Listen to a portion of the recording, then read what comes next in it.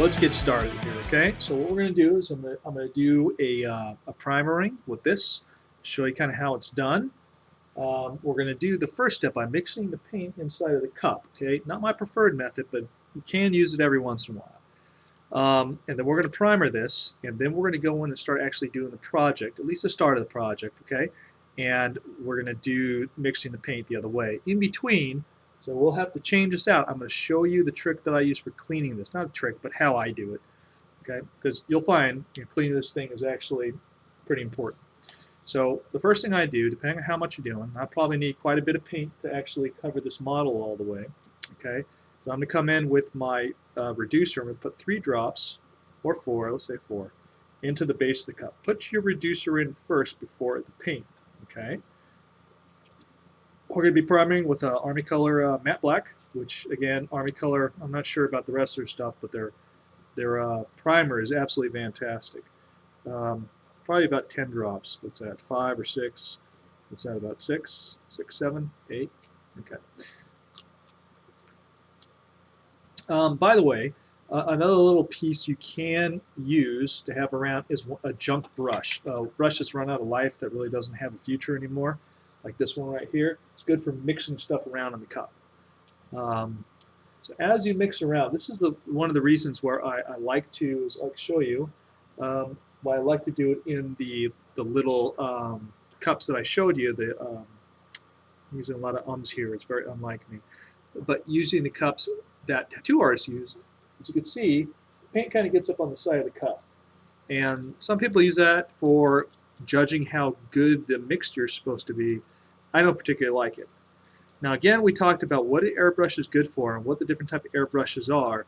Remember, this one right here, actually you don't really know, I said before, this is a high flow airbrush. Good for doing base coats, good for doing primering. So the paint doesn't need to be thinned down all that much to go on here. And this is not really thinned down all that much. Again, I still use the reducer to put in here. But I haven't really checked the consistency, which a lot of people tell you, consistency of milk.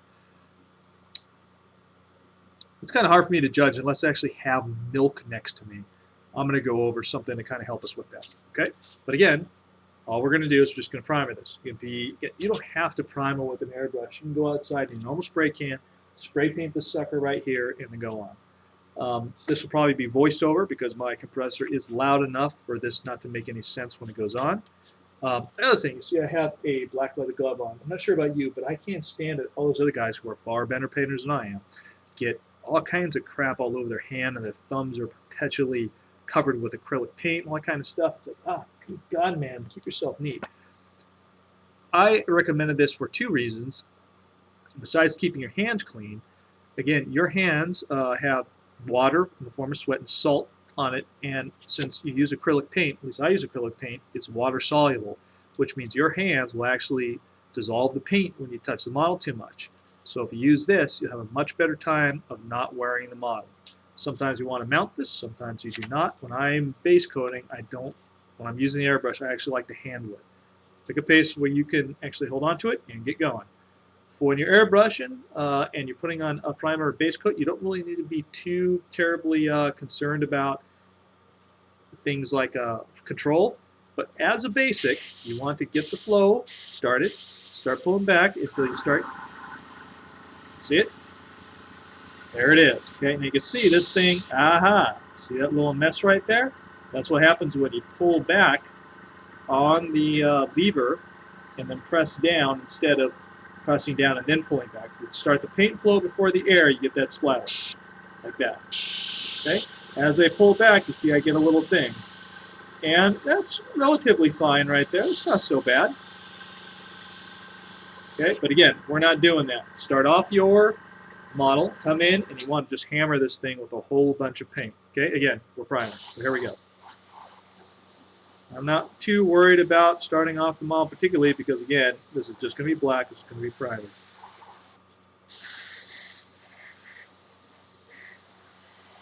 Now, I'm sure my hand's going to get in the way at least a little bit during the time, and I will do my best. But you guys know how to primer, right? I mean, I'm sure you can figure that out. It's not like a big deal. Just make sure you get everywhere. You have no excuse Get it everywhere that you possibly can.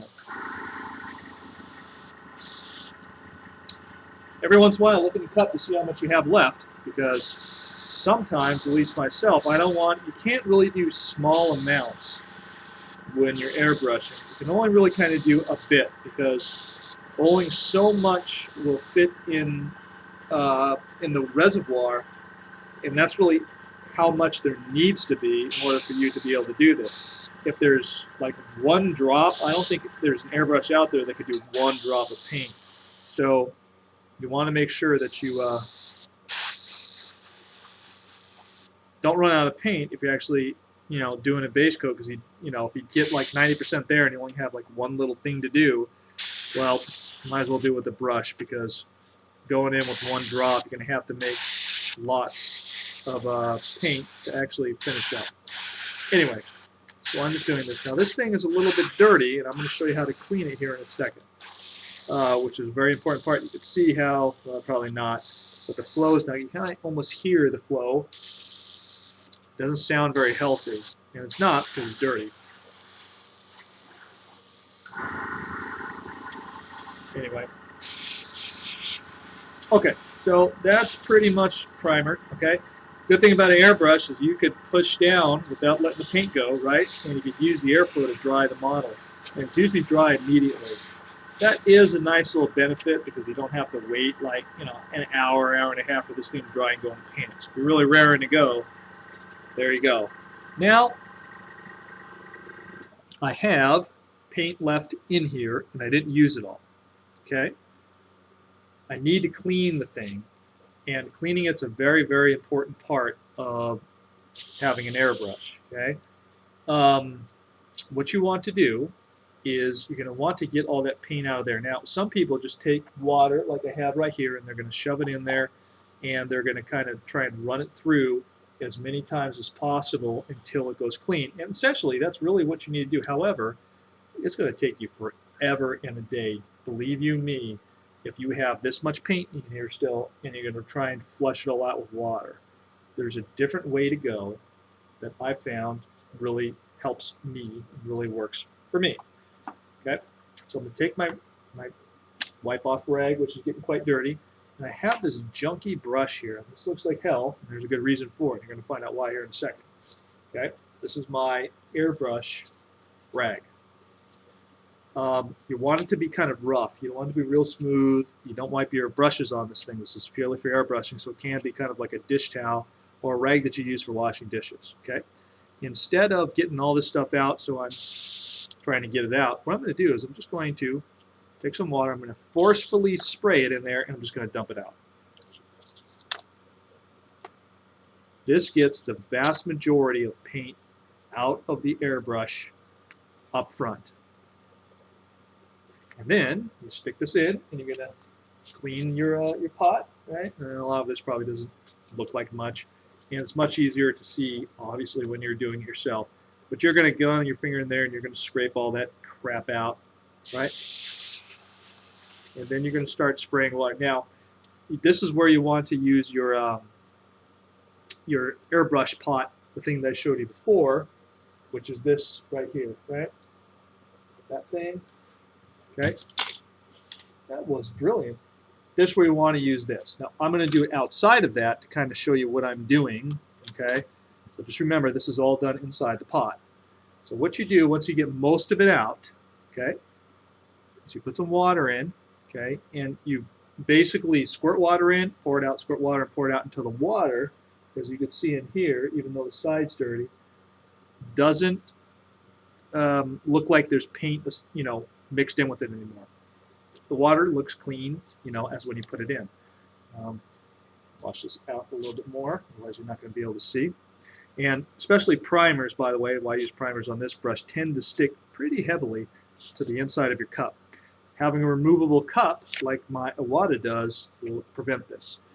Anyway, so, and you're going to stick it inside of your brush pot, okay? And then you're going to start spraying it out, just like that. Inside, you may have to do a full cup, like fill this thing all the way up with water and spray it. What you want to do is when you take it away, spray your rag, And when your rag doesn't turn black anymore because, or whatever color you had in it, then you're ready to go for the next color. This isn't just a normal, general cleaning. Okay? And that right there, guys, is how you clean your airbrush. Now, when you really clean it, basically you take it all the way apart, clean all the pieces individually, put it back together and shove it back together. Sometimes you can put some simple green in here, let it soak for a few minutes, and then spray that out inside of your cleaning pot. I'm not going through deep cleaning right now. I'm just going through basic cleaning. Okay? Don't need this anymore. I got a little messiness right here. And anyway, the point is, even though you can't really see that because I have a black glove on, but our figure here is primer. All right, so now we're going to start going in and we're going to use a different airbrush. Again, if you only have one, doesn't matter. Start showing you the technique of actually getting this guy base coated and doing some airbrush work on him. Okay, so stay tuned, and I'm going to teach you how to mix your paints.